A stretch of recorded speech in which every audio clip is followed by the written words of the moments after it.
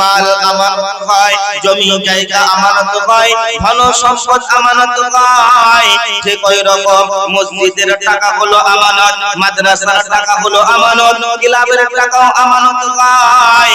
এইভাবে আপনার বাড়িতে আপনার আব্বা আছে, আপনার মা আছে, আপনার ছেলে আছে, আপনার মেয়ে আছে, আপনার ভাই আছে, আপনার বোন আছে, আর আপনি বলেন গার্জেন।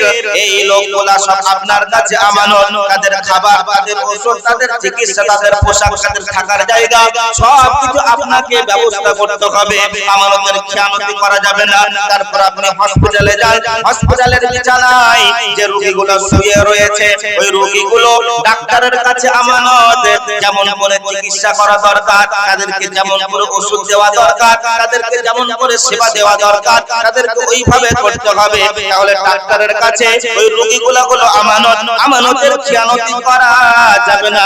এবার আপনি স্কুলে চলে যান, এবার আপনি মাদ্রাসায় চলে যান। ওই স্কুলে যে ছাত্র ছাত্রীগুলো পড়াশোনা করে, ওই মাদ্রাসায় যে ছাত্র ছাত্রীগুলো পড়াশোনা করে, এই ছাত্র ছাত্রীগুলো মাস্টারের কাছে আমানত, শিক্ষকের কাছে আমানত। তাদেরকে যেমন করে পড়াশোনা করানো করা দরকার, তাদের পেছনে যেমন করে মেহনত করা দরকার, তাদেরকে যেমন করে শিক্ষা দেওয়া দরকার, ওইভাবেই দিতে হবে।